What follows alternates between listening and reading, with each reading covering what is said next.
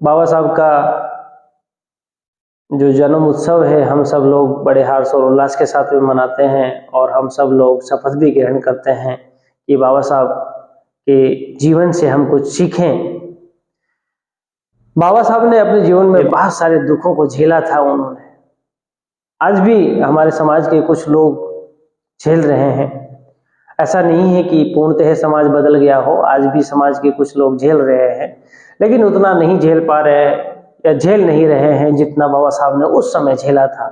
आज ये स्थिति है तो बताइएगा, जब भारत स्वतंत्र हो चुका है उस समय ये स्थिति है तो 1891 के जो दौर था उस दौरान क्या स्थितियां रही होगी आप समझ सकते हैं।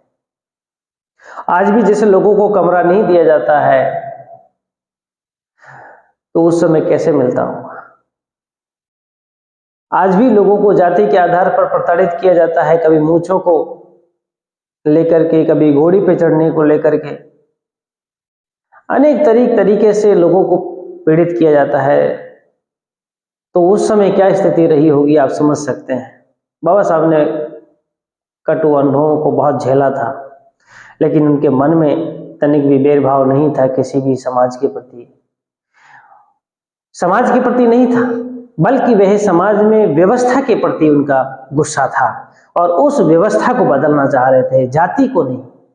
किसी भी जाति को उन्होंने अपशब्द नहीं बोले, बल्कि जो समाज में व्यवस्था है उसको बदलना चाह रहे थे। बाबा साहब को जो आज केवल दलित वर्ग का नेता मानते हैं वो लोग, वह उसके विचारों को समाप्त करना चाहते हैं। अगर बाबा साहब के विचारों को आप जीवित रखना चाहते हैं तो बाबा साहब के विचारों पर आपको चलना पड़ेगा, उनको समझना पड़ेगा और दूसरे लोगों को समझाना पड़ेगा कि वह एकमात्र दलित व्यक्ति नहीं थे, दलित नेता नहीं थे, बल्कि पूरे भारत के, पूरे विश्व के नेता थे। वह मानवता के पुजारी थे, जो पूरे समाज में मानव के साथ मानवता का व्यवहार हो वह इसे दिलाना चाहते। बाबा साहब केवल दलित नेता नहीं थे। आज कोई अम्बेडकर का नाम लेता है तो उसे दलित मान लिया जाता है। अगर कोई उसकी बातों को प्रचारित करता है तो उसे प्रताड़ित किया जाता है। बाबा साहब, आप देखेंगे कि बाबा साहब हमेशा नीला कोट पहनते थे। उसका कारण क्या है जानते हैं आप? नीला कोट क्यों पहनते थे? नीला कोट आसमान का रंग है, वो समानता का भाव का पाठ पढ़ाता है। सभी के लिए समान है आकाश। उसी प्रकार से बाबा साहब सभी के लिए समान थे। महिलाएं कहें कि हमारे लिए बाबा साहब ने कुछ नहीं किया, तो महिलाओं के लिए मैं बता देना चाहता हूं कि जो आज मैटरनिटी लीव आप प्राप्त कर रहे हैं वो बाबा साहब की देन की वजह से कर रहे हैं। अगर महिलाएं शिक्षा का अधिकार जो प्राप्त कर रही हैं वह भी बाबा साहब के कारण ही आप कर रही हैं। अगर आपको कहीं पर भी नौकरी मिल रही है, अर्थव्यवस्था में कहीं पर भी भागीदारी है आपकी, तो वह बाबा साहब के कारण ही है। बाबा साहब ने जब लोगों को और महिलाओं को देखा कि 18-18 घंटे, 14-14 घंटे काम करवाया जाता है उनसे और उनको उतनी दिहाड़ी भी नहीं दी जाती है, मजदूरी भी नहीं दी जाती है, उनके लिए उचित वातावरण भी नहीं है, काम का जो एक वातावरण होना चाहिए वो भी नहीं है, बाबा साहब ने उनको दिलवाया। 14 घंटे के स्थान पर 8 घंटे का काम करवाया जाए इनसे, और वो भी सूर्यास्त से पहले और सूर्योदय के बाद। महिलाओं के लिए विशेष रूप से करवाया। बच्चों के लिए निःशुल्क शिक्षा की व्यवस्था उन्होंने करवाई। आप अनुच्छेद 45 में देख लीजिए। बाबा साहब ने अनुच्छेद 45 में कहा है कि राज्य का कर्तव्य होगा कि वह समाज में जो बच्चे हैं उनको उचित शिक्षा और निःशुल्क शिक्षा दी जाए, और ऐसी शिक्षा दी जाए जिससे देश आगे चल करके तरक्की करे, चरित्रवान बने। संस्कारहीन शिक्षा की बात नहीं की बाबा साहब अम्बेडकर ने। अगर औद्योगिक धंधों की बात की जाए, जो भी पूंजीपति हैं वो ये कहते हैं कि बाबा साहब अम्बेडकर ने हमारे लिए कुछ नहीं दिया। बाबा साहब अम्बेडकर मिश्रित अर्थव्यवस्था की बात करते थे, नियोजित अर्थव्यवस्था की बात की उन्होंने। इसी आधार पर योजना आयोग और राष्ट्रीय विकास परिषद जैसी संस्थाएं बनी, जिन्होंने लंबे समय तक योजनाओं का निर्माण किया और भारत के विकास को आगे पहुंचाया। ये बाबा साहब अम्बेडकर की देन है। वो दिया कर ऐसा होना चाहिए जो सभी लोग सहजता से दे सकें। राजकोषीय व्यवस्था को स्वतंत्र कर दिया जाए, और इन सब के लिए उन्होंने कहा मौद्रिक नीति तैयार की जाए। आरबीआई की स्थापना उनके विचारों से की गई। बताइएगा बाबा साहब अम्बेडकर ने दिया कि नहीं दिया? जो लोग ये कहते हैं कि बाबा साहब अम्बेडकर केवल दलितों के नेता थे, वह ये भूल जाते हैं कि बाबा साहब अम्बेडकर दलित नेता ही नहीं थे, बल्कि पूरे भारत के नेता थे। और वह दलित नेता इसलिए कहते हैं ताकि वह आरक्षण का विरोध कर सके। अगर उन्होंने पूरे भारत का नेता कहा, अगर उन्होंने पूरी मानवता का नेता कहा, तो वह यह कहना भूल जाएंगे कि आरक्षण खराब है। वह आरक्षण की बुराई करते हैं, इसलिए दलितों का नेता उसे जबरदस्ती बनाना चाहते हैं। ये समझना पड़ेगा, ये हमें लोगों को बताना पड़ेगा कि बाबा साहब अम्बेडकर मात्र दलित नेता नहीं थे, वह एक समाज सुधारक के साथ साथ वह मानवता के नेता भी थे। इसी के कारण से जब 2004 के अंदर विश्व में सर्वे किया गया कि विश्व इस सदी का सबसे बुद्धिमान आदमी कौन है, तो वो था बाबा साहब अम्बेडकर। व्हाइट हाउस में भी बाबा साहब अम्बेडकर की तस्वीर लगी, आप देखिए वहां। यूएनओ में भी बाबा साहब अम्बेडकर की तस्वीर लगी, बाबा साहब अम्बेडकर पे विचार प्रस्तुत किए जाने लगे। अगर दलित नेता होते तो क्या प्रस्तुत करते? नहीं। उन्होंने एक ऐसा संविधान दिया जो विश्व के लिए प्रेरणादायक है। आप अपने पड़ोसियों के संविधानों को देख लीजिए, कितनी बार ही परिवर्तित कर दिया गया है उनको। रोज लड़ाई होती है, लेकिन भारत में कभी संविधान को लेकर के लड़ाई नहीं हुई।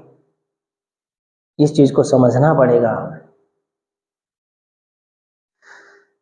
आप दलित नेता बना देते हैं बाबा साहब।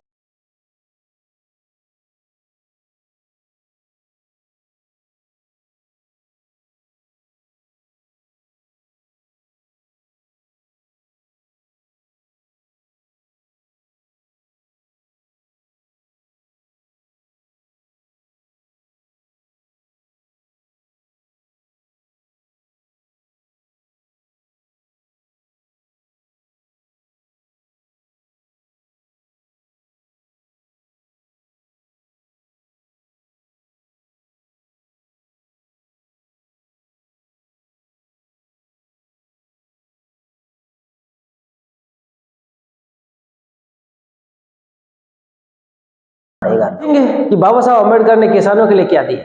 बाबा साहब अम्बेडकर ने कहा कि कृषि क्षेत्र को औद्योगिक दर्जा दिया जाए, उद्योग का दर्जा दिया जाए। बताइए, किसानों के लिए दिया? आज उद्योग का दर्जा है।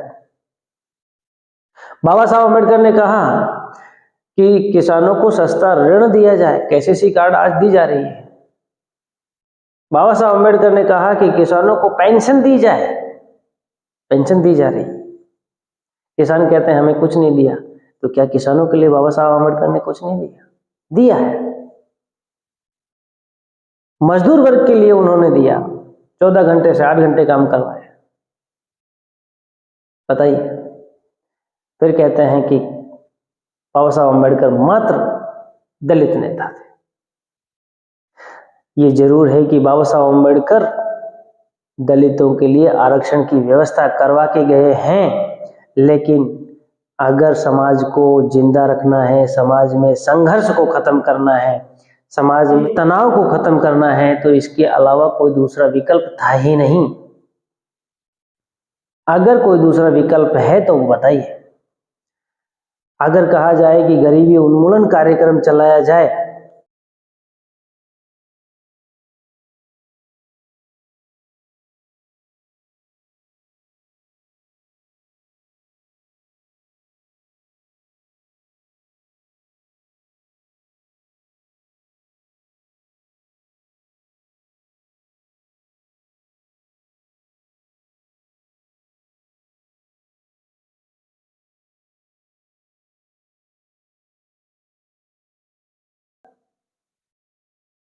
नहीं हो सकता था।